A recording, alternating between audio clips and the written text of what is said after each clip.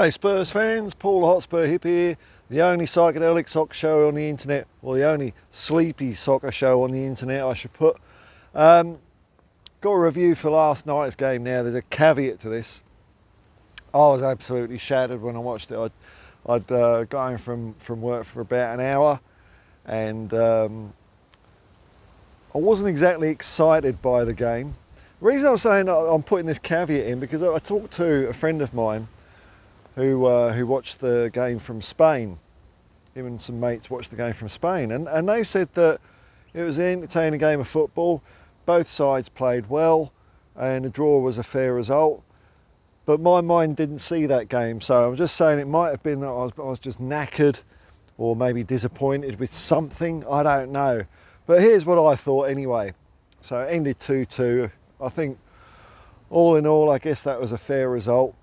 I was frustrated watching it, incredibly frustrated. By the way, everyone who came along for the watch along, thank you very much. Hope you enjoyed it. I struggled keeping my eyes open at several points. But yeah, I found the game frustrating, very frustrating, because I could see that Everton just weren't very good. They just weren't very good at all. Their defending was abysmal.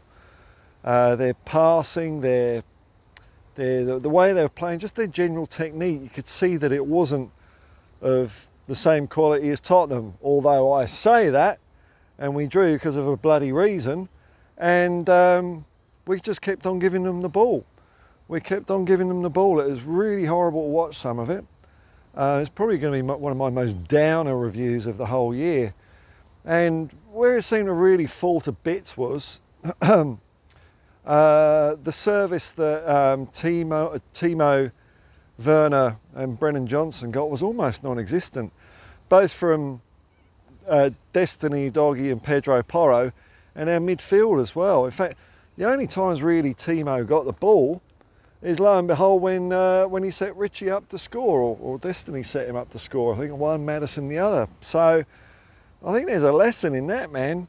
And if I was to put it down to something, I don't know. I'm getting a bit cynical about old Messrs. Oibier and Skip, I really am. And it seems to be that whenever one of those two's in the midfield, excuse me, it just throws us out of balance, out of whack. Now I'll just go over and sit down. We're not graceful. We get scrappy. We give the ball away. We don't press as much. And, you know, I'm reticent to moan about it because there's nothing we can do until the summer now. But when they get upgraded out of our midfield, I'm going to be very, very happy. It's so many games where either of those two in, and we just, our patterns of play, our style of play just goes absolutely to the wall.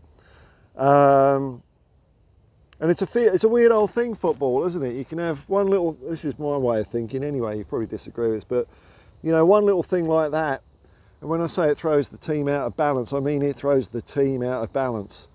You know, it's like a flat ball bearing or something like that. Everything just goes out of kilter. But look, it wasn't all bad. There was some good out of it. So I'll get the negative out of the way. We didn't play very well. Everton got us on 2 set pieces, which is, it's not real good, is it?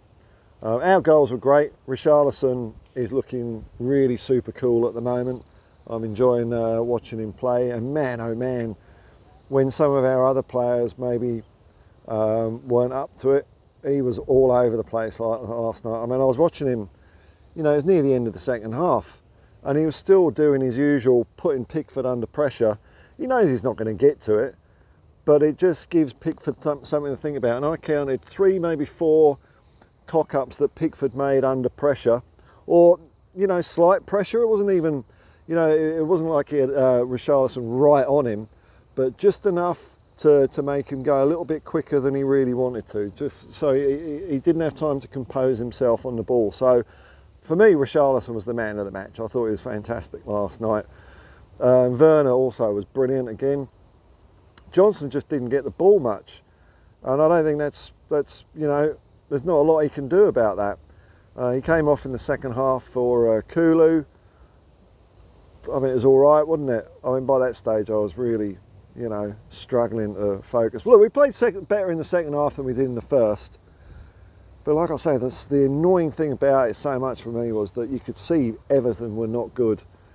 And even though they weren't good, what does that make Tottenham then? It makes us not very good either, does it? In that game anyway.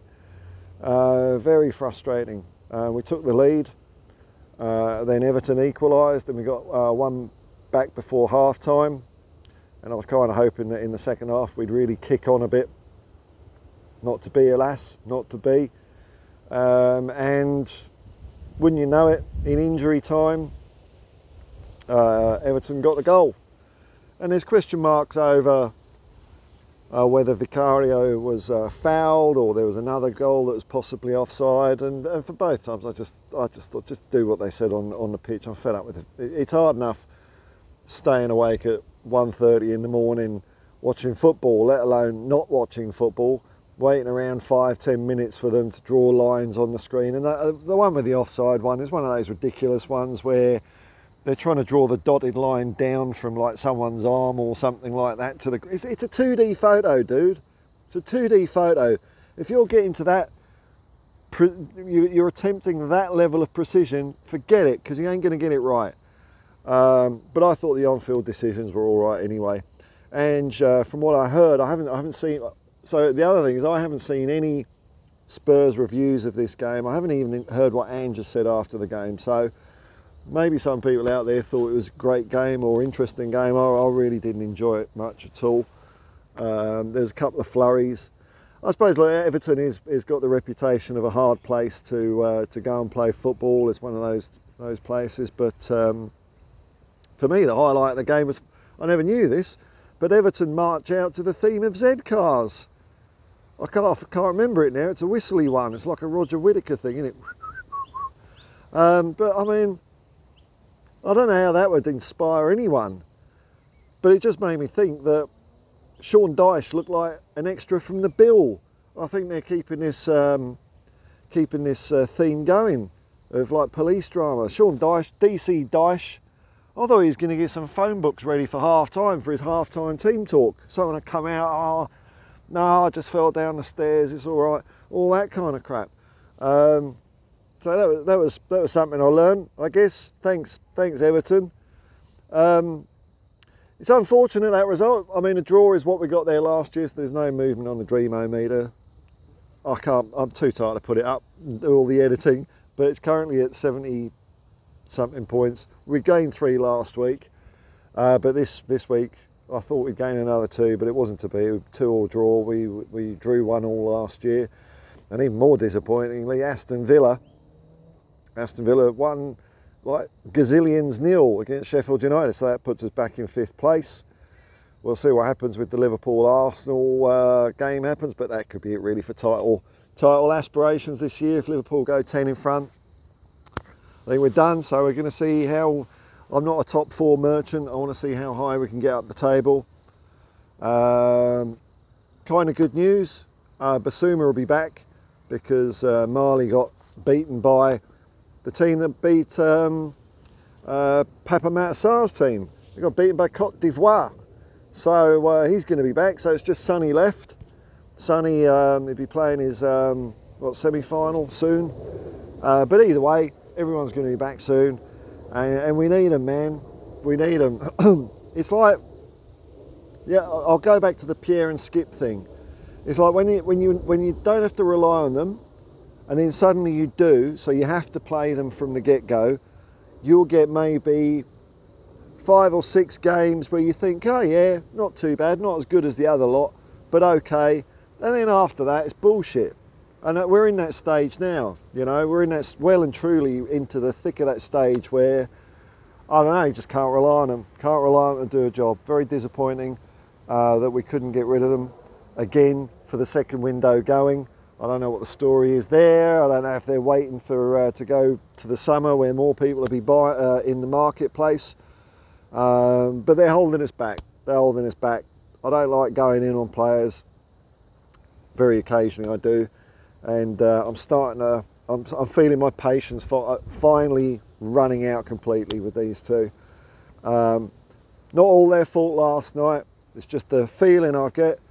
You could think it's crap, but it's the zen I get. It's the zen I feel is when them two are playing, we don't play well. We don't play well. So we'll see what happens in the next game. I think the next one's against Brighton. Hopefully we'll have a bit of a reset between now and then. I'm going to go home, another day of working, and I'll have a quick look and see what other Spurs people thought. Me, myself, I wasn't entertained, I was largely bored, and I think 2-2 is fair enough result, even though I thought Everton was shit.